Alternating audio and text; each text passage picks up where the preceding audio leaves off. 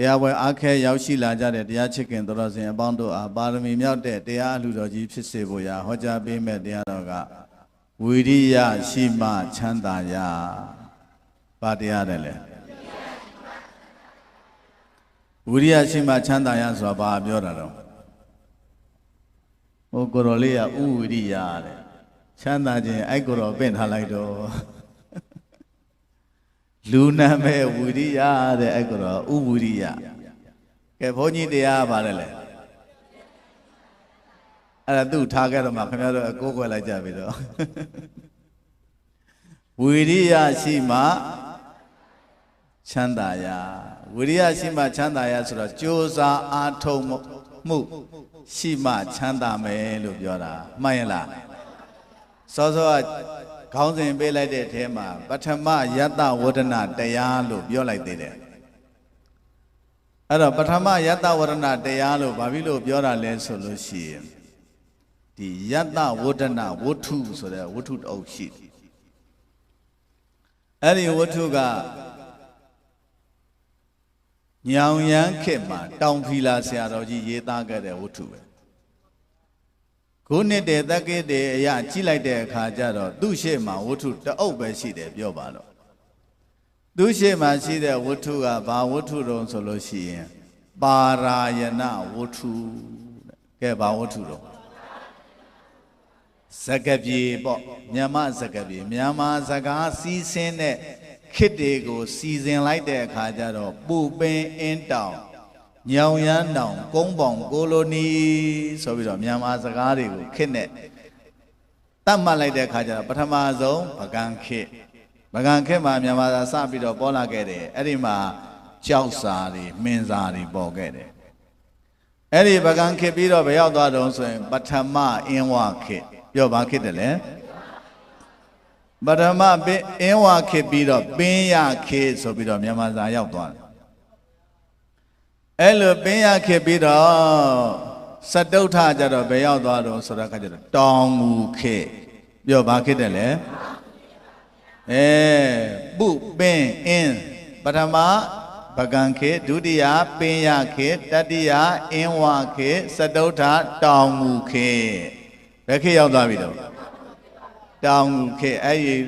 ခေတ်အလိုက်မြန်မာစာတွေကစီးဆင်းသွားတာတောင်ငူခေတ်ပြီးတော့ဘယ်ခေတ်ပြန်ရောက်လာလဲဆိုတဲ့အခါကျတော့ဒုတိယအင်းဝခေတ်ပြောပါခေတ်တယ်လေဒုတိယအင်းဝခေတ်ကိုညောင်ရမ်းခေတ်လို့လည်းခေါ်တယ်တဲ့ဘာခေတ်လို့ခေါ်လဲညောင်ရမ်းခေတ်ပြီးတော့ဘယ်ခေတ်ရောက်သွားတော့ဆိုတဲ့အခါကျတော့ကုန်းပေါင်ခေတ်ပြောပါခေတ်တယ်လေကုန်းပေါင်ခေတ်ပြီးလို့ရှိရင်ကိုလိုနီခေတ်ပြီးရောက်ရင်တော့ဒီဘက်ခေတ်တွေပေါ့ဒါတော့မြန်မာစာကအဲ့ဒါလိုခေတ်တွေနဲ့စီးဆင်းလာခဲ့တဲ့အထဲမှာမြန်မာစာအချိန်ဝါအမြင့်ဆုံးခေတ်လို့ပြောရင်တော့ဒါညောင်ရမ်းခေတ်ပြောလို့ရတယ်အဲ့ဒီညောင်ရမ်းခေတ်ရှိကပြောထပ်ပြီးတော့ပြောမယ်ဆိုရင်တော့ပထမအင်းဝခေတ်ပြောပါခေတ်တယ်လေပထမအင်းဝခေတ်မှာစကားပြေတွေလည်းပေါ်ခဲ့တယ်နောက်ပြီးတော့ဗာတွေလည်းပေါ်ခဲ့လဲဆိုရင်ပြို့တွေရတုတွေရကန်တွေအများဆုံးပေါ်ခဲ့တာပေါ့ပထမဆုံးပေါ်ခဲ့တဲ့မြန်မာစကားပြေ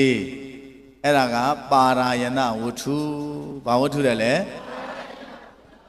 ပထမအင်းဝခေတ်မှာရှင်မဟာသီလဝန္တဆိုတဲ့ဆရာတော်ရေးသားခဲ့တယ်သူရှိမှစကားပြေမရှိဘူးပြို့တွေလင်္ကာတွေအဲ့ဒီမှင်စာတွေကြောက်စာတွေတော့ရှိတာပေါ့ဒီတော့မြန်မာစာအနေနဲ့အဲ့ဒါရှေးကြတဲ့စာတွေကိုရှာကြည့်တဲ့အခါကျတော့ပထမဆုံးမြန်မာစကားပြေဆိုလို့ရှိရင်အဲ့ဒီရှင်မဟာသီလဝန္တရေးတဲ့ပါရာယဏဝတ္ထုကိုတွေ့ရတယ်အဲ့ဒါပြီးတော့ပါရာယဏဝတ္ထုပြီးတော့သူမြန်မာစာတွေကြပြားတွေလင်္ကာတွေပြို့တွေအနေနဲ့တော့ပေါ်နေတာပဲဒါရင်မလို့စကားပြေအနေနဲ့မပေါ်ခဲ့ဘူးစကားပြေအနေနဲ့ပေါ်လိုက်တဲ့အခါကျတော့ဒုတိယအင်းဝခေတ်ရောက်တဲ့အခါကျမှပြောပါတော့ညောင်ရမ်းမင်းဆက်ညောင်ရမ်းမင်းဆက်ကလည်းကုန်းပေါင်မင်းဆက်နဲ့တူတယ်17ဆက်ရှိတယ်နှစ်150လောက်ညောင်ရမ်းမင်းတွေကသားစဉ်မြေးဆက်အုပ်ချုပ်ခဲ့တယ်အဲ့ဒီထဲမှာအတင်ရှားသုံးဟိုဘက်နာကကျွတ်တို့စကိုင်းကကောင်းမှုတော်စေတီတော်ကြီးဟာညောင်ရမ်းခေတ်မှာပေါ်ခဲ့တယ်ဘာစေတီတော်ကြီးလဲဆူလာမဏိကောင်းမှုတော်လို့ခေါ်တယ်မလားအဲ့ဒါရညောင်ရမ်းခေတ်ပေါ်ခဲ့တာပဲ အဲ့ဒီကောင်းမှုတော်ကြီးနဲ့မရှိမနှောင်းမှာပေါ်ခဲ့တဲ့ဝတ္ထုတအုပ်ရှိတယ်အခုပြောတဲ့ယတ္တဝတ္တနာဝတ္ထုကဲဘာဝတ္ထုတော့ယတ္တဝတ္တနာဝတ္ထုကိုဘယ်ဆရာတော်ကြီးကရေးတော်ဆိုတဲ့အခါကျတော့တောင်ဖီလာဆရာတော်တဲ့စကိုင်းမှာတောင်ဖီလာချောင်းဆိုတာရှိတယ်အဲ့ဒီဆရာတော်ကြီးကရေးသားခဲ့တာဘာဖြစ်လို့ရေးသားခဲ့တာတော့ဆိုတဲ့အခါကျတော့သူတို့ခေတ်တုန်းကလည်းပဲတိုင်းပြည်ကမကောင်းဘူးမကောင်းမှုပုံကံမှုတွေထားကြွမှုတွေစစ်မက်တွေနဲ့တခါတည်းလက်နက်တွေဓာတ်တွေနဲ့မိโกတွေရမ်းငွေတွေနဲ့ခေတ်ကြီးကလည်းပျက်စီးနေတာအဲ့လိုခေတ်ကြီးပျက်စီးနေတဲ့အခါကာလထဲမှာတို့နိုင်ငံသူနိုင်ငံသားတွေကြီးပွားကြောင်းတိုးတက်ကြောင်းတောင်းတနေရာကနေအထောက်အကူဖြစ်ပါစေတော့ဆိုပြီးတော့ဆရာတော်ကြီးတွေကစာပေနဲ့ကျေးဇူးပြုခဲ့တဲ့အနေအားဖြင့်ယတ္တဝတ္တနာဝတ္ထုဆိုတဲ့စာအုပ်ကိုရေးခဲ့တယ်ပြောဘာစာအုပ်တယ်လဲကြီးပွားတိုးတက်ချမ်းသာအောင်မြင်ကြောင်းတရားများလို့ဘာသာပြန်ရမယ်ကြီးပွားတိုးတက်ချမ်းသာအောင်မြင်ကြောင်းတရားအဲ့ဒါကြီးပွားတိုးတက်ချမ်းသာအောင်မြင်ကြောင်းတရားအဲ့ဒီယတ္တဝရဏဝတ္ထုကိုကျောက်ကမန္တလေးနိုင်ငံတော်ပရိယတ္တိသာသနာတက္ကသိုလ်ဂုံဒူးတန်းမှာသင်တယ်ဘယ်နှစ်ရှိသွားပြီတော့ဆိုနှစ်20လောက်ရှိသွားပြီပြောပါတော့နှစ်20နီးနီးပေါ့2005ကနေစပြီးတော့ခဏထိအောင်အဲ့ဒီစာကိုအဲ့ဒီဝတ္ထုကိုဂုံဒူးတန်းပထမနှစ်ယဟန်တော်များအားအဲ့ဒါနှစ်စဉ်သင်ကြားပေးတယ်ဒီလိုဆိုတော့ဒီယတ္တဝရဏဝတ္ထုကြီးဟာ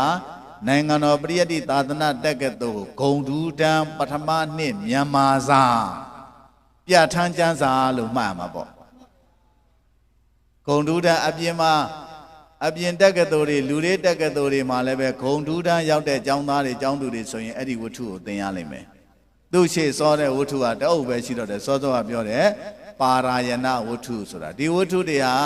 ခေတ်ကာလအလျောက်လိုအပ်ချက်အရာပေါ်လာသောစာပေများဖြစ်တယ်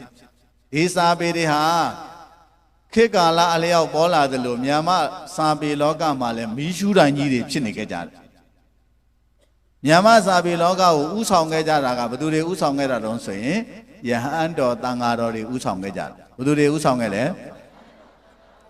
ခုပထမဆုံးစကားပြေကြီးကိုရေးသားတဲ့ပုဂ္ဂိုလ်ဟာရှင်မာတိလေဝန္တဒုတိယစကားပြေကထားပါတော့အခုတောင်ဖီလာဆရာတော်အဲ့ဒါနဲ့ရှင်ရဲ့ဝတ္ထုတုပ်ရှိသေးတယ်မဏိကုံဒလဝတ္ထုဆိုတာရှိသေးတယ်သူလည်းပဲညောင်ရမ်းခေတ်မှာပေါ်ပါတယ်နောက်ထပ်ဆက်ဆက်တဲ့ဝတ္ထုတုပ်ရှိသေးတယ်ယရဏကရဝတ္ထုဆိုပြီးအဲ့ဒီဝတ္ထု၄အုပ်ကတော့အစောဆုံးမြန်မာစကားပြေပေါ့အဲ့ဒါပထမအုပ်နဲ့ဒုတိယအုပ်ကနှစ်100ကျော်กว่าတယ်မြန်မာစာအနေနဲ့လေကဲအဲ့ဒါတွေကစာပေသမိုင်းကြောင်းတွေပြောတာအခုအဲ့ဒီထဲကနေဆရာတော်ကြီးတွေကတိုင်းပြည်ရဲ့လိုအပ်ချက်အရာတိုင်းသူပြည်သားတွေစီးပွားရေးပညာရေးချွတ်ချုံကြနေတဲ့အချိန်မှာလမ်းညွန်တဲ့အနေနဲ့ဒီစာအုပ်ကိုရေးခဲ့တာဖြစ်တယ်ဆိုတော့ကျွတ်တို့ယခုကာလအနေနဲ့လည်းပဲဒီစာအုပ်တွေကဖတ်မယ်သင်ကြားမယ်ဟောကြားမယ်ဆိုရင်အလိုက်ဖက်ဆုံးဖြစ်လို့အဲ့ဒါရွေးချယ်လိုက်တယ်ပြီးခဲ့တဲ့ဥပုပ်တုံးကကျုပ်ကမန္တလေးရတနာဘုံတက္ကသိုလ်မှာယတ္တဝတ္တနာစတုဋ္ဌတရားဆိုတာကိုဟောခဲ့သေးတယ်ခုခင်ဗျားတို့စီမှာဟောမှာပထမတရားရတနာဘုံတက္ကသိုလ်ထဲမှာဟောခဲ့တာကစတုဋ္ဌတရားတဲ့ပြီးခဲ့တဲ့ဥပုပ်တုံးကမန္တလာတက္ကသိုလ်ထဲမှာဟောခဲ့တာမန္တလာတက္ကသိုလ်မှာတရားတိုက်၍သေရခြင်းအကြောင်းဆိုပြီးတော့မဏိကုံဒလဝတ္ထုကိုမှီပြီးတော့ဟောခဲ့တယ်ဒီနေ့ကျောက်ကတက္ကသိုလ်တွေတော်တော်များများကိုတရားပွဲတွေလေဟောတယ်ပဲပြောပါတော့ဘာဖြစ်လို့လဲဆိုမန္တလေးသူနာပြုတက္ကသိုလ်မန္တလေးမိန်တက္ကသိုလ်မန္တလေးရတနာဘုံတက္ကသိုလ်အခုမန္တလာတက္ကသိုလ်တရားပွဲတွေပြီးသွားပြီပေါ့နောက်ပြည်တက္ကသိုလ်မကွေးတက္ကသိုလ်တရားပွဲတွေရှိတယ်အဲ့တော့တက္ကသိုလ်နဲ့ဆက်ဆက်တဲ့နေရာတွေမှာစာပေနဲ့ဆက်ဆက်တဲ့စကားလုံးတွေကိုပြောရတာစာပေနဲ့ပဲဆိုတော့လေကဲအခုလဲဒီနေရာမှာပထမယတ္တဝရဏတရားဆိုပြီးတော့ကြော်ညာလိုက်တာအဲ့ဒါပထမယတ္တဝရဏတရားဆိုတာဘာတော့ဆိုတာသိအောင်လို့မိတ်ဆက်ပြောပြတာညောင်ရမ်းခေတ်မှာတိုင်းသူပြည်သားတွေစီးပွားရေးပညာရေးတိုင်းရေးပြည်ရေးချွတ်ချုံကြနေတဲ့ခေတ်ကြီးထဲမှာစီးပွားရေးပညာရေးပြန်လဲဥမော်ရေးအတွက် တောင်ဖီလာဆရာတော်ဘုရားကြီးကစာပေနဲ့ကျေးဇူးပြုသောအဖြစ်ရေးသားခဲ့တဲ့ဝတ္ထုယတ္တဝရဏဝတ္ထုအဲ့ဒီဝတ္ထုတွေကနေခဏဒီမှာအကြောင်းတစ်ချက်ပြောမှာဘယ်နှချက်ပြောမှာလို့9ချက်ရှိတယ်9ချက်လုံးခင်ဗျားတို့ကနားမယ်ဆိုလဲကျုပ်ကအဲ့ဒီစာကို20လောက်သင်ထားတာဆိုတော့ကျုပ်ကတော့ပြောနိုင်တယ်ခင်ဗျားတို့နားနိုင်မှာမဟုတ်ဘူးနားနိုင်မှာမလားလွယ်ရတာခုပဲနာရက်ကြည့်နေဘယ်လောက်ရှိတော့လဲ6နာရီခွဲပြီအေးအဲ့ဒါတိုင်းပြည်ရဲ့လိုအပ်ချက်တွေအရဆရာတော်ကြီးတရားစာပေနဲ့ကျေးဇူးပြုခဲ့တယ်ဆိုတဲ့အကြောင်းပါယတ္တဝဒနာဆိုတာယတ္တစီးပွားဥစ္စာအချမ်းရအကျော်စောတို့ရဲ့ဝဒနာတိုးပွားရာတိုးပွားကြောင်းဝတ္ထုတရားအဲ့ဒါကိုအပြည့်စုံပြောလိုက်တော့ယတ္တဝဒနာဝတ္ထုစီးပွားဥစ္စာအချမ်းရအကျော်စောဂုံတရင်တို့တိုးပွားရာတိုးပွားကြောင်းချမ်းသာရာချမ်းသာကြောင်းအောင်မြင်ရာအောင်မြင်ကြောင်းဝတ္ထုအဲ့ဝတ္ထုပါလေဒီတော့အဲ့ဒီတောင်ဖီလန်ဆရာတော်ကြီးကသူ့ဟာသူစိတ်ကူးနဲ့ရေးတာလားဆိုတဲ့ခါကျမဟုတ်ဘူးအဲ့ဒီဝတ္ထုကိုဘယ်သူအကြောင်းခံပြီးရေးခဲ့တာလဲဆိုလို့ရှိရင်ရာဇကြိုမြို့ကဂုံပံဂောတကတထေပြောဘယ်သူတဲ့လဲအဲ့ဒီဂုံပံဂောတကတထေကိုတထေယာတုအနှင်းပွဲမှာမြတ်စွာဘုရားဟောတဲ့တရားဘာယာတုအနှင်းပွဲလို့ဘယ်သူကတထေယာတုအနှင်းတာလဲဆိုလို့ရှိရင်ရာဇကြိုပြီးရှင်ဘယင်ဘိန်ပိတာရဘယ်သူကလဲအဇာတတမင်းရဲ့ဖခင်ကြီးဗိမိတာရမင်းကြီးကသူ့တိုင်းပြည်ထဲမှာရှိတဲ့အချမ်းသာဆုံးတထေတယောက်ကိုကဲမင်းဟာငါတို့ရာဇကြိုမြို့ရဲ့တထေအဖြစ်နဲ့မင်းတို့ကိုတတ်မှတ်တယ်ဆိုပြီးတော့အဆောင်ရောင်နေဝရစိတ်တွေနဲ့အနှင်းနဲ့ပွဲအဲ့ဒါကိုဘာပွဲလဲတထေယာတုအနှင်းပွဲပြောပါတယ်လေအဲ့ဒီဂုံမာဂောတကကိုတထေယာတုအနှင်းလိုက်တဲ့အခါမှာရာဇကြိုမှာရှိတဲ့တထေတွေအကုန်လုံးအဲ့ဒီပွဲကိုလာရတယ်လို့ဆိုရင်တထေများအားဟောကြားတော်တရားလို့ပြောလို့မရဘူးလားဘယင်နဲ့တကွာတော့မူမပရိသအပေါင်းလဲပဲအဲ့ဒီအခမ်းအနားကိုတက်ရတယ်ဒီလိုဆိုရင်ဘယင်နဲ့တကွာတော့မူမပရိသအပေါင်းတို့ဟာဟောကြားတော်တရားလို့လည်းပြောလို့မရဘူးလားဒီလိုဆိုရင်ပရိသအနေနဲ့မမြင်ဘူးလားမြင်လားတထေတွေကြီးပဲလာပြီးတော့တရားနာကြတဲ့ပွဲ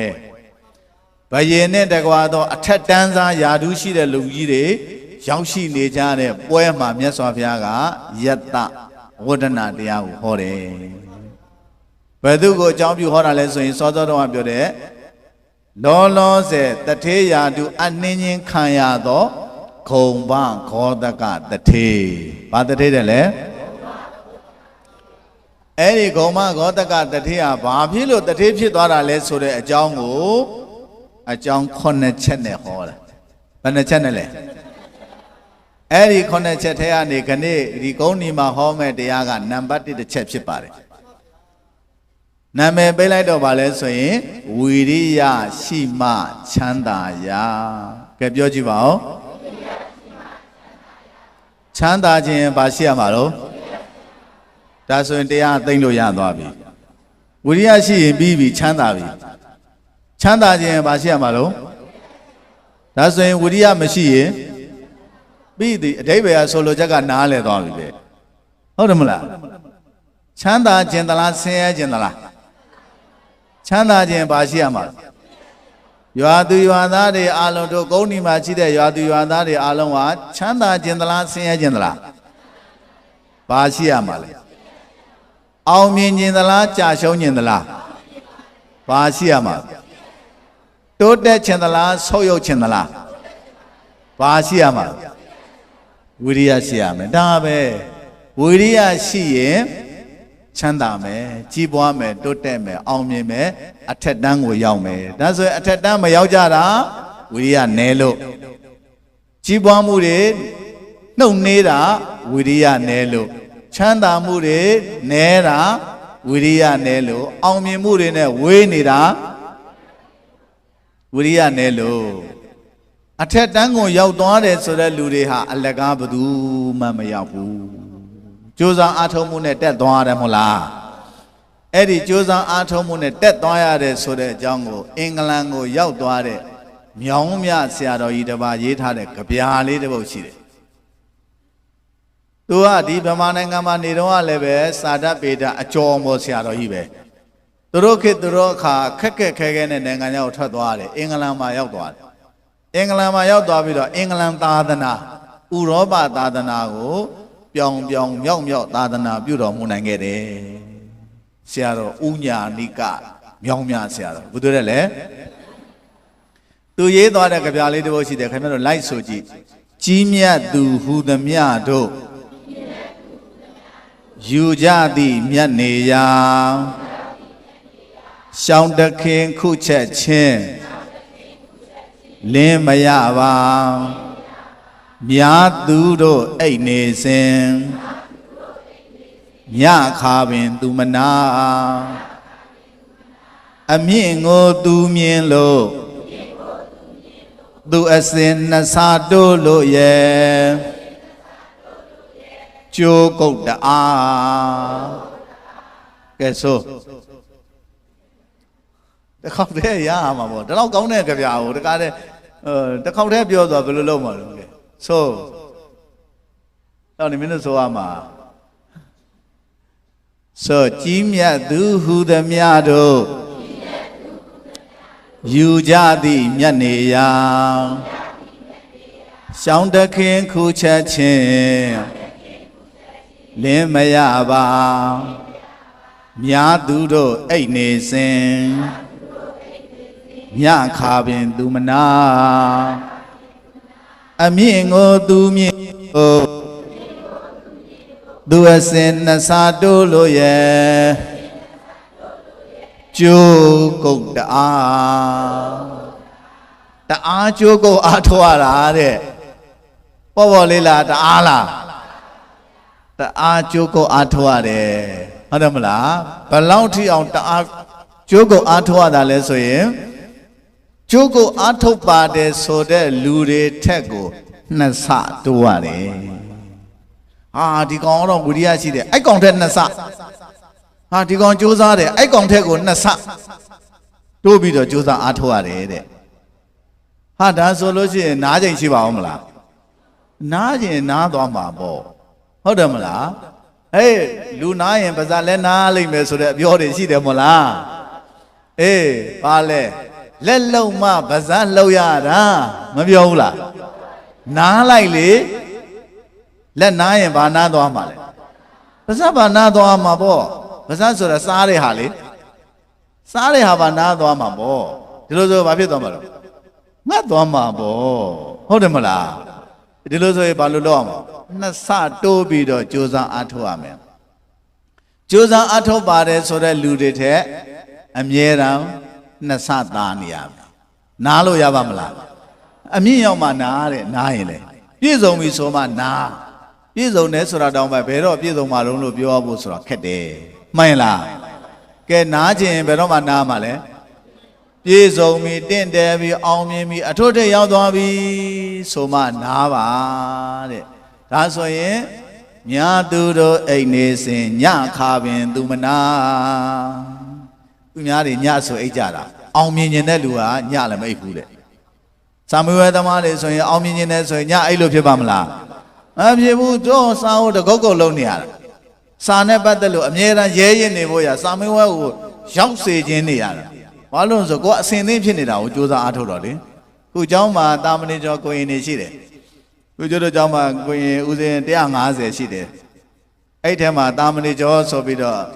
အတန်းတန်းပါတယ်ပေါ့သူတို့တွေကအခုနောက်4ရက်ဆိုလို့ရှိရင်သူတို့စာမေးပွဲဖြေကြတာအဲ့ဒါနဲ့မနေ့ကပဲပြောမိတယ်မင်းတို့ကတခါတည်းရဲရင်ပြီးတော့စာမေးပွဲဆိုတာကြီးကိုဖြေခြင်းတွေ့ခြင်းနေရမှာလို့ကြောက်နေရမှာလားတွေ့ခြင်းနေရမှာလားတွေ့ခြင်းနေရမှာဆိုလို့ရှိရင်ကိုယ့်ဘက်ကလည်းတခါတည်းလုံလောက်တဲ့အစင်သင့်ဖြစ်မှုတွေမလိုလားလို့လားလိုရတယ်အဲ့လိုနဲ့ရဲရင်နဲ့စာမေးပွဲကြီးဆိုတာကြီးကိုတွေ့ခြင်းနေရမှာတခါတည်းတက်ကြွနဲ့အစင်သင့်ဖြစ်အောင်လုပ်ထားကြလို့အဲ့ဒါမင်းတို့စာမေးပွဲဖြေလိုက်ရင်မင်းတို့အောင်မဆွတ်ချီသွားပြီစာမေးပွဲဖြေလို့အောင်မကရမှာ စာမေးပွဲကြောက်နေရင်အောင်ပန်းဘယ်တော့မှမရတော့ဘူးဒီလိုဆိုရင်စာမေးပွဲကိုမကြောက်ဖို့မလိုလားလို့လားစာမေးပွဲကိုကြောက်ဖို့မလိုဘူးမကြောက်ရဘူးမကြောက်အောင်လည်းပဲကို့မှာအစင်သင်ဖြစ်နေရမယ်ဒီလိုဆိုရင်ဘာလဲဆိုတော့သူများတွေနားတဲ့အချိန်မှာနားရမှာလား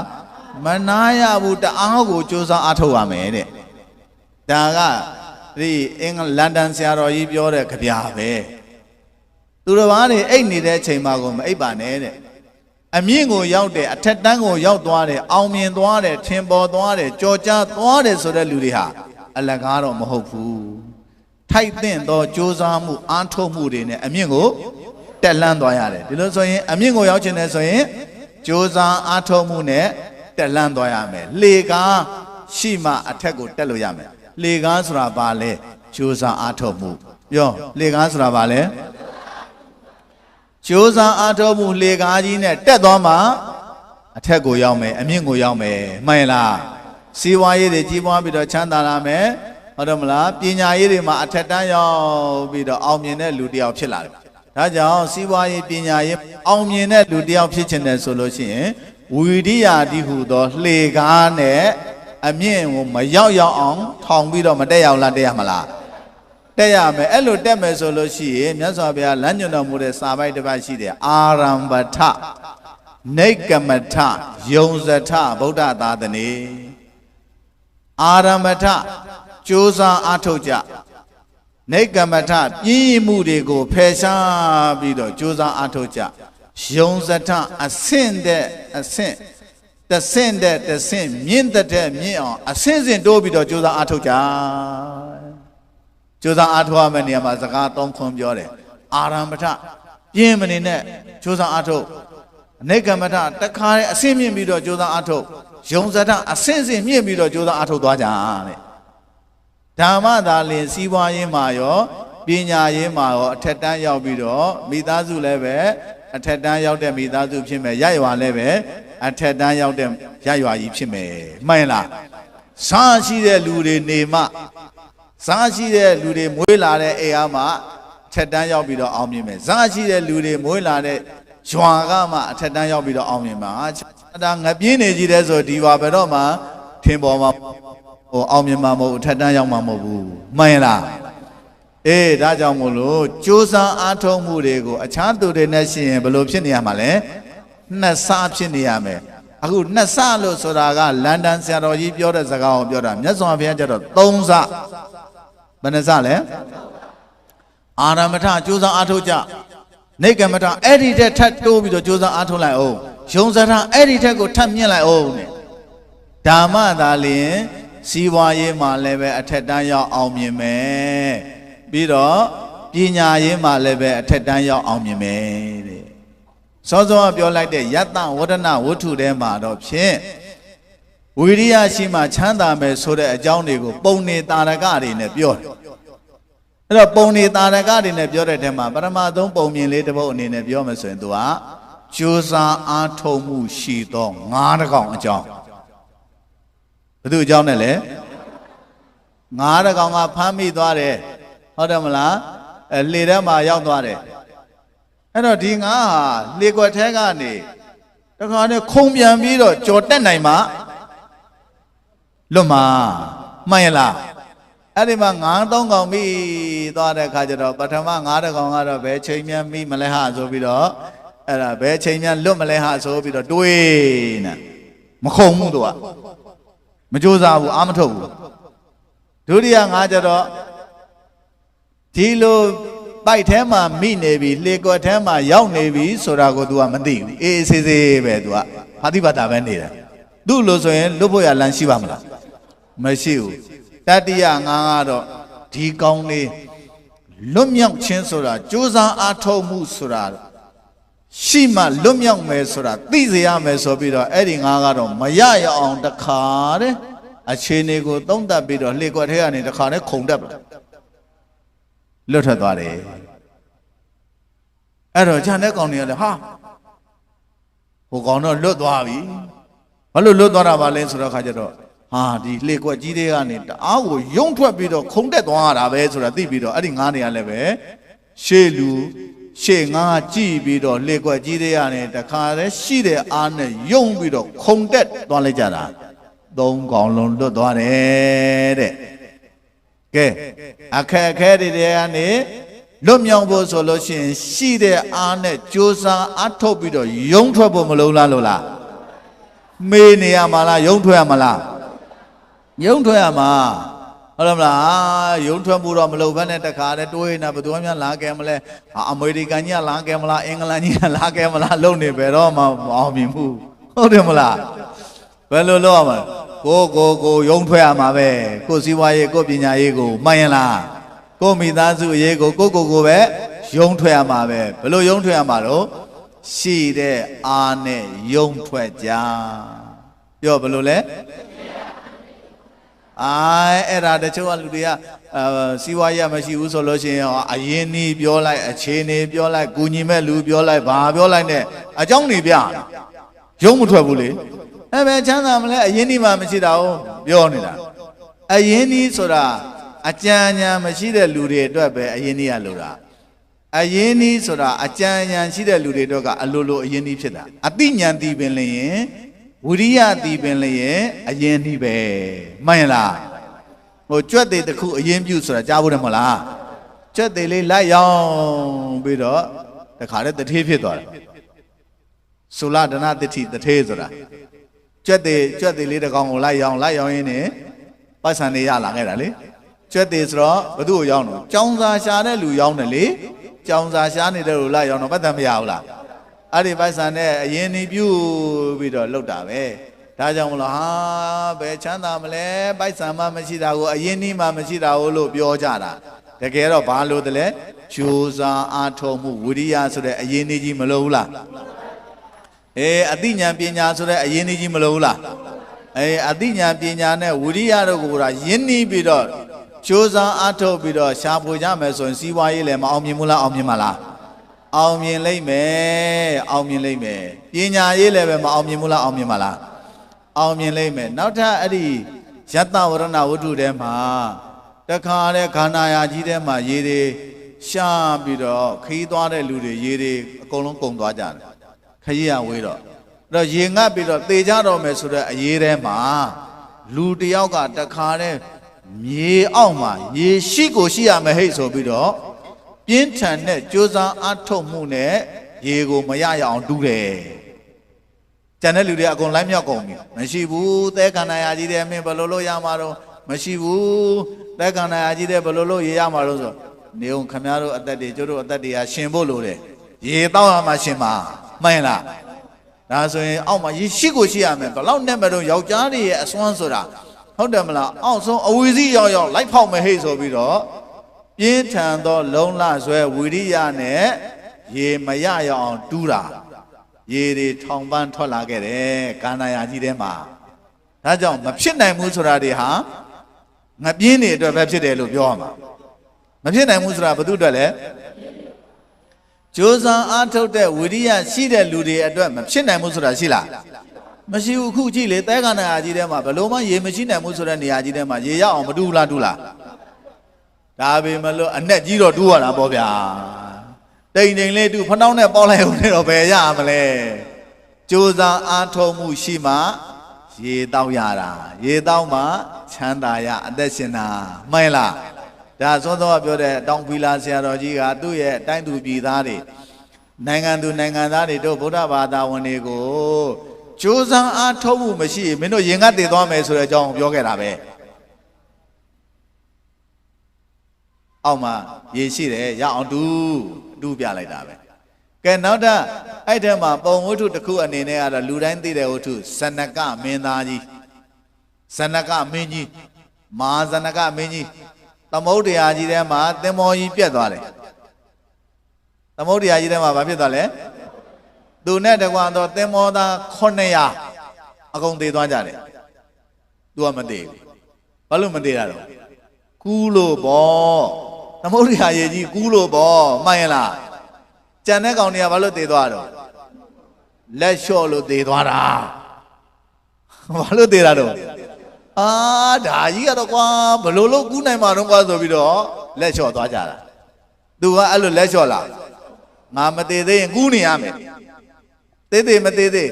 ငါမသေးသေးရင်ငါအသက်ရှိနေသေးလို့ရှိရင်ငါဟာကူးနေသူဖြစ်ရမယ်ကံရောက်တာမရောက်တာသူ့အလုပ်ကူးတာမကူးတာငါအလုပ်အဲ့လိုလုံးခွဲခြားပြီးတော့လုပ်ရတယ်မှန်လားတခါနဲ့သင်္ဘောပြက်လိုက်တဲ့အခါကျတော့အဲ့ဒီပုံမှာပါတယ်သင်္ဘောသား900တော့လက်မှန်ချပြီးတော့ဒီလောက်ကွာကမ်းမမြင်လမ်းမမြင်သမုဒ္ဒရာကြီးဘလို့လို့ကူးနိုင်ပါတော့ဆိုအလွယ်တကူငါးစာလိပ်စာငမန်းစာဖြစ်ပြီးတော့အလွယ်တကူပဲသေသွားကြတယ်အဲ့ဒီဇနကမင်းသားကြီးကတော့ဇနကမင်းလောင်းကြီးကတော့တခါနဲ့အမြင့်သင်္ဘောပြက်ပြီးဆိုတာနဲ့တပည့်နဲ့အဝစားထားပြီးတော့အမြင့်ဆုံးတိုင်ပေါ်ကနေတက်ပြီးတော့သင်္ဘောနစ်တော်မယ်ဆိုတာနဲ့တပည့်နဲ့အဝေးဆုံးရောက်နိုင်သမျှရောက်အောင်ကန်းနဲ့အနီးဆုံးဘက်ဆိုတာဒီဘက်ဖြစ်ရမယ်ဆိုပြီးမှန်းချရတာပဲခုံချရတယ်ခုံလိုက်တော့ဘာဖြစ်သွားတော့ဆိုတော့လက်လျှော့သွားတဲ့ကောင်တွေအလွယ်တကူသေသွားတဲ့လူတွေကိုစားတဲ့ငါးတွေရဲ့သွေးညီနှံ့တွေကလွတ်သွားတယ်ချက်ချင်းလွတ်သွားတာနော်ဟိုကောင်တွေချက်ချင်းသေတာသူကအဲ့ဒီငါးညီနှံ့တွေကသွေးညီနှံ့တွေကလွတ်သွားတဲ့ခါကျတော့အနေနဲ့ကင်းမသွားဘူးလားတခါနဲ့ငါးတွေလိတ်တွေမှာခန်းတွေကဘယ်ပြေးကြလို့ဆိုတော့အဲ့ဒီသင်္ဘောသားတွေကြီးကိုလူပြီးတော့စားကြရက်ကြနဲ့ဆိုတဲ့ခါကျသူ့ကိုအာယုံမပြုတော့ဘူးပေါ့အနေကင်းမသွားဘူးလားကူးတော့တာပဲအဲ့ခါမှာပညာရှိတဲ့ပုဂ္ဂိုလ်ဆိုတဲ့အခါကျတော့ဒါငါဘာမှလည်းစားစရာလည်းမရှိတော့ဘူးဥပုပ်လည်းကျိုးစရာမရှိတော့ဘူးအဲ့တော့ဥပုပ်ကျိုးစရာမရှိတူတော့ငါဥပုပ်စောင့်လိုက်အောင်မဟာဆိုပြီးတော့အလကားရတဲ့ဥပုပ်တော်စောင့်လိုက်သေးတယ်သမုဒ္ဒရာကြီးတဲ့ကူးနေတဲ့မြတ်ကာလဘာလို့ဥပုပ်8ပါးသီလစောင့်ပါတယ်ဆိုပြီးတော့ဥပုပ်စောင့်တဲ့ကုသိုလ်ကိုလည်းသူကယူလိုက်သေးတယ်ဗျာကဲကုသိုလ်အခွင့်အလမ်းကိုလည်းမသိဘူးလားသိလားအဲ့ဒါနေကူးတော့တာပဲကူးရင်နဲ့ဘယ်သူနဲ့တွေ့တယ်မေခလာနဲ့တွေ့တယ်ဘယ်သူနဲ့တွေ့ရတော့ဟိုမငယ်ဆိုတဲ့တက္ကမမဟုတ်ဘူးမဏိမေခလာအစိုးရမေခလာကမငယ်လို့ခေါ်တယ်မလားအဲ့ဒီမေခလာနဲ့တွေ့တာမဟုတ်အဲ့ဒီမေခလာနဲ့တွေ့တချင်းမလိုက်ဆိုနေရမှာပေါ့သမုဒ္ဒရာကြီးထဲမှာတခါလဲထားပါတော့အိန္ဒိယသမုဒ္ဒရာကြီးထဲမှာမဏိမေခလာနဲ့တွေ့တယ်တွေ့လိုက်တဲ့အခါကျတော့မဏိမေခလာကတဲ့ဒီအာခယောက်ျားပဲဆိုမြင်တာနဲ့သဘောကျသွားတယ်သဘောတာကျတာစလိုက်အောင်မယ်ပေါ့အမောင်ယောက်ျားပေါ့ကမ်းမမြင်လမ်းမမြင်သမုဒ္ဒရာကြီးတဲ့ကိုဘာအတွက်ကူးနေတာလဲတဲ့ဘာအကျိုးရှိလို့ကူးနေတာလဲတဲ့ဘယ်လိုမှပန်းနိုင်ကိုမရောက်နိုင်တဲ့လမ်းကြီးကိုရှင်မို့လို့ကူးတယ်တဲ့အပင်ပန်းခံပြီးတော့ကူးတယ်အဲ့လိုသွားခနဲ့ဒီတော့မကူးရင်ငါဘာလို့ငါအသေးခံရပါလားပေါ့ဒီတော့ဘာမှအကျိုးမရှိဘဲနဲ့ကူးတယ်လို့မပြောနဲ့ငါအကျိုးရှိတယ်ပြောစမ်းမအောင်ဘလို့အကျိုးတွေရှိတာတော့ငါနဲ့တကွာတော့တင်မောသား900အကုန်သေးသွားပြီငါအခုထိမသေးသေးဘူးကဲအဲ့ဒါဘာလဲအကျိုးပဲလေအသက်ဆက်ရှင်ခွင့်မရအောင်လားရလားအဲ့ဒါကြိုးစားအထုတ်ခြင်းရဲ့အကျိုးပဲကွာဒီသမုဒ္ဒရာကြီးတဲ့ဘလို့လို့ကူးနိုင်မှာတော့ဟာဆိုပြီးအလွယ်တကူလက်ချော့လိုက်ရင် तू လဲသေးပြီလေအခု तू သေးလားလူဘွားဆိုတာတန်ဖိုးကြီးတယ်လေအလွယ်တကူသေးလို့ပဲဖြစ်မလဲဟုတ်တယ်မလားငါဒီမသေးတာငါရဲ့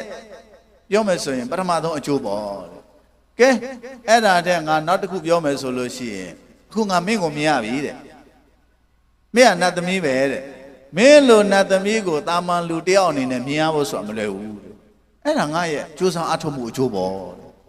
ကြိုးစားအထုတ်လို့ဘာမှအကျိုးမရှိဘူးမပြောနဲ့အခုမင်းလိုချောမောလာပါတဲ့နတ်သမီးတယောက်ကိုငါမြင်နေရပြီမြင်ရယုံနဲ့မကောင်းမင်းနဲ့ငါအခုစကားလည်းပြောနေရပြီဒါတာမန်လူတယောက်ရနိုင်တဲ့အခွင့်အရေးမဟုတ်ဘူးတဲ့ဒီအခွင့်အရေးကြီးတွေဟာဘာလို့ရတာလဲဆိုရင်ငါဝိရိယကြောင့်ရဘာကြောင့်ရလဲကြိုးစားအားထုတ်မှုဝိရိယကြောင့်ရတာကြိုးစားအားထုတ်မှုဝိရိယမရှိဘူးဆိုလို့ရှိရင်ငါခုချိန်မှာတည်သွားပြီအခုငါ9ရက်ဆက်ပြီးတော့ရှင်သန်နေသေးတယ်ပြီးတော့မင်းနဲ့လည်းတွေ့ရတယ်နတ်သမီးနဲ့ပြီးရင်နတ်သမီးနဲ့လည်းစကားပြောနေရတယ်ဒါတွေကငါရဲ့အကျိုးတရားတွေပဲဆိုတော့နတ်သမီးကသဘောကျသွားတာကဲအမောင်မင်းသားအမောင်အလောင်းတော်ကြီးဘယ်မြို့ကိုသွားကျင်တယ်လဲဆိုတာဒါပြောပါဆိုတော့ငါမိတ်ထီလာပြီးသွားကျင်တယ်ငါကအစတွေကမိတ်ထီလာပြီးကိုဘယင်ဖြစ်ရမယ်လို့အဋိဋ္ဌံပြုတ်ပြီးတော့ငါကုံတယ်ကုံရုံထွက်လာတာငါ့ကိုမိတ်ထီလာတွေကပို့လိုက် Jana Nasalom. Paying no? Alan Hobavi, get among your jaya, Josa Atomuya, Janoma, among your jaya, Josa Atomugo, Adima Buda and in a Metila Mugo, Polai Bame, so below, Metila Nanga, Polai Day. Obaga Metila, Ramu, Obaga, you know, letter to my Boda, letter to my cigarette, Metila, dining and you, Polai Day. Do young daughter, Nema. Metila Bayiniga Naiwa Sana, Koneam Yaudware Ne. Get to a Benia Yaudwadon Surakajero, Mengala Chopchaibo, Baye Uyinega, Mengala Chopchaibo Yaudwara. Baye Mengala Uyinega, Chopchajibo Matua Bido, Aini de Bonsane, Natamia Tabicat. Every name of the Rotary have Melon Shine, Beloma, Melon Mayada Kajaroke. Hota, Yatan, so I see it. Turo, Kadari, Mandia in a Melon sheet and the Aquan so bido, Mengalari call, Gonori Yubido, Eddie Yatago, a lulu like that. Ay Yataga, Melon sheet and the thought, do the little mention a cout in Yanabo.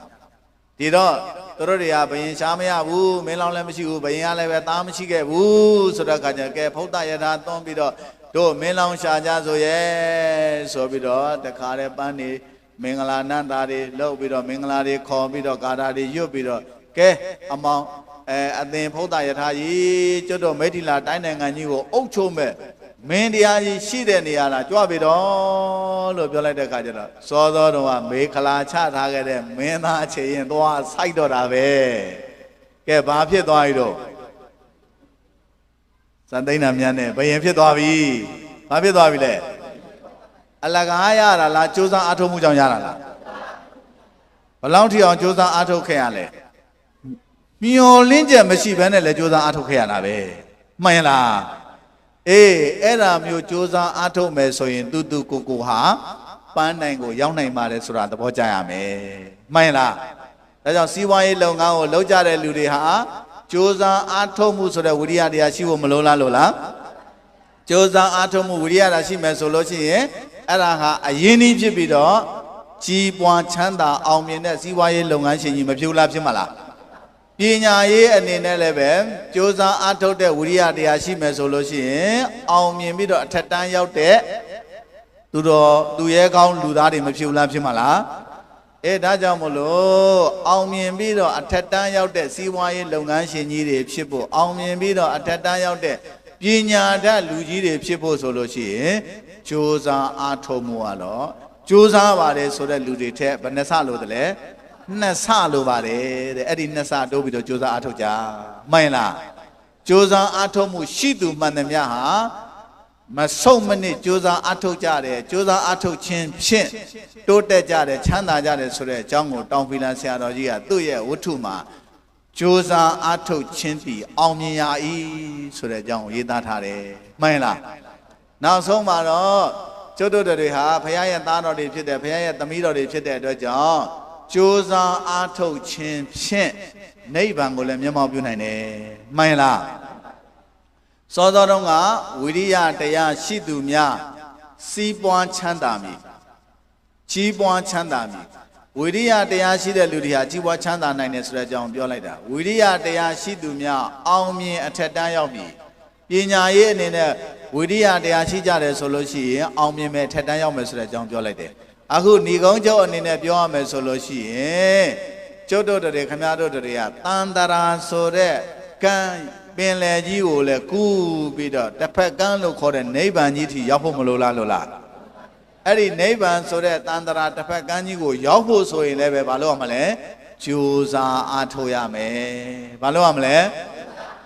Eddie Jado, Josa Atoamaro, no May, the Yago Josa Atoame. Bajosa Atoamle? The answer at the Ditabatina dea, Josa de Sura, Wudia diava.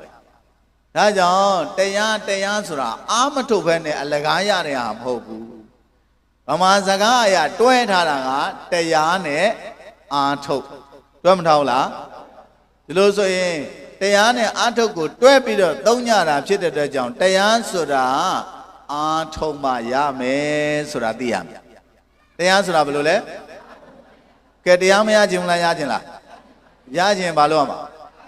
အားထုတ်နဲ့တရားနဲ့တွဲထားတာနော်ဟဲ့ဘယ်သွားမလို့တရားအားထုတ်သွားမလို့ဘာလို့နှလုံးတရားအားထုတ်နေတာမပြောကြဘူးလားတရားနဲ့ဘာနဲ့တွဲထားလဲအားထုတ်ဆိုတဲ့စကားလုံးနဲ့တွဲထားတယ်ဒါကြောင့်တရားကလည်းအားထုတ်မှကိုရ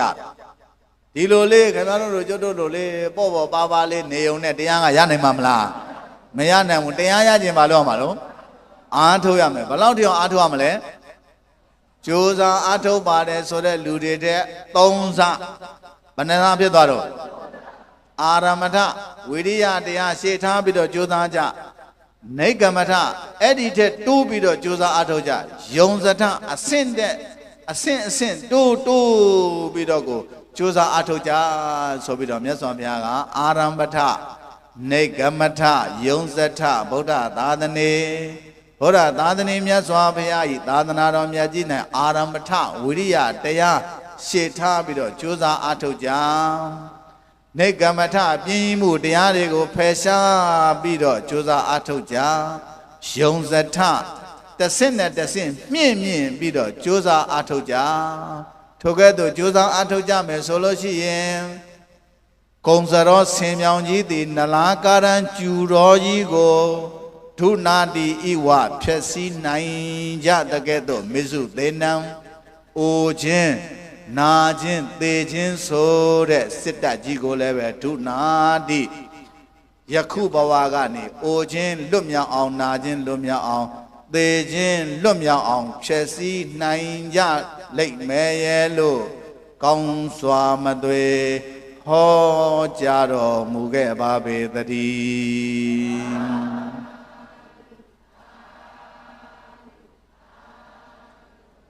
တရားရခြင်းနဲ့ဆိုရင်ကြိုးစားအားထုတ်ကြအစင်းစင်တိုးပြီးတော့ကြိုးစားအားထုတ်ကြတဲ့တရားနဲ့ကြိုးစားအားထုတ်ဆိုတဲ့စကားလုံးတွဲထားတာဖြစ်တဲ့အတွက်ကြောင့်ကြိုးစားအားထုတ်မှရနိုင်တယ်အားမထုတ်ဘဲနဲ့တရားဆိုတာမရနိုင်ဘူးဒီလိုဆိုလို့ရှိရင်10မိနစ်လောက်15မိနစ်လောက်ထိုင်ုံနဲ့မရဘူးအဲ့ဒီတဲ့မြင့်တနာရီမရနိုင်ဘူး2နာရီ3နာရီအစင်းစင်မြင့်ပြီးတော့အားထုတ်တော့မလို့လားအေးဆိုလိုတာကမစ္စုသေနံအိုခြင်းနာခြင်းသေခြင်းဆိုတဲ့ကျွတ်တို့ခမည်းတော်ကိုနှိပ်စက်နေတဲ့ကိလေသာမာနကြီးကိုပယ်ရှားပြစ်ဖို့ဆိုလို့ရှိရင်ခမည်းတော်ကျွတ်တို့တွေဟာမလျှော့သောဝိရိယတွေနဲ့ကြိုးစားအထောက်ရမယ်တကယ်လို့ဒါအဲ့ဒီကိလေသာစစ်တပ်ကြီးကိုမပယ်ရှားနိုင်ဘူးဆိုရင်ကျွတ်တို့တွေခမည်းတော်တွေဟာအိုပြီးရင်အိုရလိမ့်မယ်နာပြီးရင်နာရလိမ့်မယ်သေပြီးရင်သေရလိမ့်မယ်သေပြီးရင်သေရမယ်ဆိုတာဒီဘဝသေတယ်နောက်တစ်ခါပြန်မွေးဖွားထပ်သေဟုတ်တယ်မလားအဲ့ဒါသေထပ်မွေးဖွားသေထပ်မွေးဖွားသေထပ်မွေးဖွားအဲ့လိုသေလိုက်မွေးဖွားလိုက်ခဏဖြစ်နေလိမ့်မယ်လို့ပြောတာအဲ့လိုသေလိုက်မွေးဖွားလိုက်သေလိုက်မွေးဖွားလိုက်ဖြစ်တာကိုဘာလို့ခေါ်လဲဆိုရင်တဏှာလေတယ်ကဲသေလိုက်မွေးဖွားလိုက်ဖြစ်တာကိုဘာလို့ခေါ်လဲသေလိုက်မွေးဖွားလိုက်ဖြစ်နေတာကြီးကိုတဏှာလေတယ်ဆိုတဏှာဆိုတာဘာတုံးဆိုတော့မွေးတာနဲ့သေတာကိုခေါ်တာကဲတဏှာဆိုတာဘာလဲမွေးတာလည်းဆင်းရဲတယ်သေတာလည်းမဆင်းရဲဘူးလားဆင်းရဲတာပေါ့ပရိသတ်နေရတာလည်းဆင်းရဲတယ်လေမိခင်ဝမ်းကြတဲ့ထဲမှာပင်ပန်းမနေရတယ်မလားတခါလည်းထွက်လာတော့လက်စားဝတ်နေထိုင်ရေးတွေနဲ့ဝမ်းရေးတွေကျမ်းမာရေးတွေနဲ့မပင်ပန်းလားပင်ပန်းလားမဆင်းရဲဘူးလားဆင်းရဲလားဟောနောက်သေကြပြန်ပြီဆိုတော့ခါကျတော့ဟာနီးမျိုးစုံနဲ့သေကြရတာမဆင်းရဲဘူးလားတခါလည်းသေနီးမျိုးစုံနဲ့သေကြတာကြောက်စရာလန့်စရာခုအစ္စရေးတို့ပါလက်စတိုင်းတို့မှာဖြစ်နေတာလေစောစောပိုင်းကကြားလိုက်တယ်သူတို့တွေက အစ္စရေးကဘုံတန်တွေကြောက်လို့ဆိုပြီးတော့လှိုင်ကောင်းကြီးထဲမှာဝင်နေကြရတဲ့အဲ့ဒါလည်းအပေါ်ကနေဘုံတွေဘုံကျဲနေရလှိုင်ကောင်းထဲမှာဝင်နေဥမင်လှိုင်ကောင်းကြီးထဲမှာဝင်နေကြတဲ့အဲ့ဒီပါလက်စတိုင်းတွေပေါ့ဟာမာတွေဘာဖြစ်တော့ဆိုတော့သူတို့လှိုင်ကောင်းကြီးထဲမှာအကုန်လုံးရောက်နေတဲ့အခိုက်အတန့်မှာမိုးတွေရွာပြီးတော့ရေတွေကအဲ့လှိုင်ကောင်းကြီးထဲဝင်ပြီးတော့နစ်ပြီးကုန်သေးကုန်ကြတာကဲသေနီးတွေကကြောက်တရားမကောင်းလားကောင်းလားဘုံတန်နဲ့လက်နဲ့တန်နဲ့ဟုတ်တယ်မလားသေကြတဲ့လူတွေရောမရှိဘူးလားအိုးကြောက်စရာမီးလောင်လို့သေကြတာရေပါလို့သေကြတာတိုက်ပြီးလို့သေကြတာကားတိုက်လို့သေကြတာအိုးဓာတ်လိုက်လို့သေကြတာကြောက်စရာတွေမကောင်းလားကောင်းလားယောဂါတွေပြင်းထန်စွာရပြီးတော့သေကြတာတွေကြောက်စရာမကောင်းလားကောင်းလားအဲ့ဒီဘေးတွေကိုတွေးထားအဲ့ဒီဘေးတွေကိုဘာနဲ့တွန်းလှန်ရမှာတုံးဆိုတော့တရားနဲ့တွန်းလှန်ရမှာဘာနဲ့တွန်းလှန်ရမလဲတ တနည်းအားပြောမယ်ဆိုရင်တရားနဲ့ရင်ဆိုင်ရမှာဘာနဲ့ရင်ဆိုင်ရမလဲအိုဘေးကြီးကခင်ဗျားတို့ကျွတ်တို့ကြကိုကြမှာနာဘေးကြီးကခင်ဗျားတို့ကျွတ်တို့ယင်းကိုရင်ဆိုင်ရမှာသေဘေးကြီးကလည်းခင်ဗျားတို့ကျွတ်တို့ယင်းကိုရင်ဆိုင်ရမှာအဲ့လိုရင်ဆိုင်ရပြီဆိုတဲ့အခိုက်အတန့်မှာတရားမရှိရင်အိုဘေးကြီးနဲ့ကျွတ်တို့ဟာဘလို့မှရင်မဆိုင်နိုင်ဘူးနာဘေးကြီးနဲ့ဘလို့မှရင်မဆိုင်နိုင်ဘူးသေဘေးကြီးနဲ့ဘလို့မှရင်မဆိုင်နိုင်ဘူးဘုံဘုံလဲပြီးတော့ရှုံးသွားမှာပဲရှိတယ်မှန်လားတရားရှိရင်တော့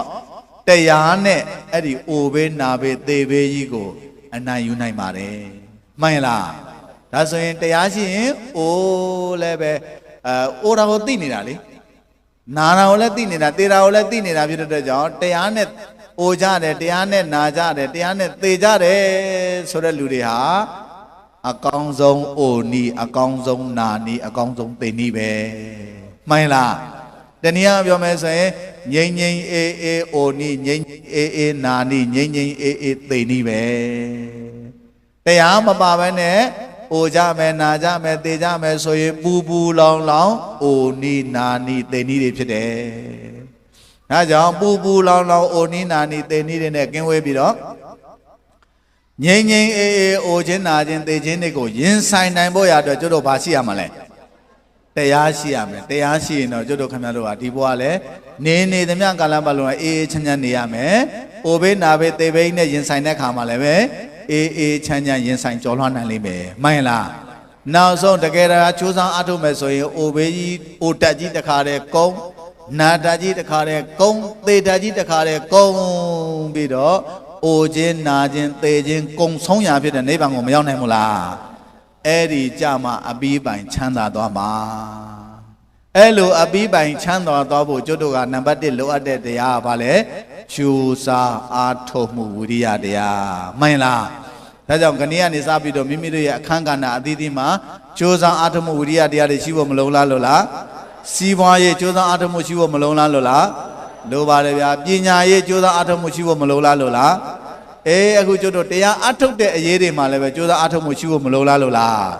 အေးကျိုးစားအားထုတ်တဲ့ဝိရိယတရားရှိရင်တော့ကိုယ့်ရဲ့ခန္ဓာအသီးသီးမှာစီးပွားရေးသမားလည်းအောင်မြင်ချမ်းသာပညာရေးသမားလည်းအောင်မြင်ချမ်းသာတရားရှာနေကြတဲ့သူတွေလည်းပဲအောင်မြင်ချမ်းသာနိုင်ပါတယ်ဆိုတာသဘောကျပြီးတော့ခေတ်သစ်လူငယ်ပရဟိတတွေရဲ့ဝါကျွတ်ကာလဓမ္မသဘင်ပွဲတရားအလှူတော်ပွဲမှာဝိရိယရှိကြိုးစားအားထုတ်မှုရှိရင်ချမ်းသာနိုင်ပါတယ်ဆိုတဲ့အကြောင်းကိုနာကြားခြင်းဖြင့်မိမိတို့တွေဟာတကယ်ပင်ကြိုးစားကြတကယ်ပင်အားထုတ်ကြ၍ကာဏအသီးသီးမှာချမ်းသာကြပြီးလျင်နောက်ဆုံးအချမ်းသာကြီးချမ်းသာရာဖြစ်တဲ့နိဗ္ဗာန်ချမ်းသာကိုကြိုးစားအားထုတ်မှုဝိရိယတရားတို့ဖြင့်ရောက်ရှိနိုင်ကြမျက်မှောက်ပြုနိုင်ကြ၍တန်တရာဒုက္ခခတ်သိမ်းအပြီးတိုင်ခြုံငြိမ်းနိုင်ကြပါစေကုန်သတည်း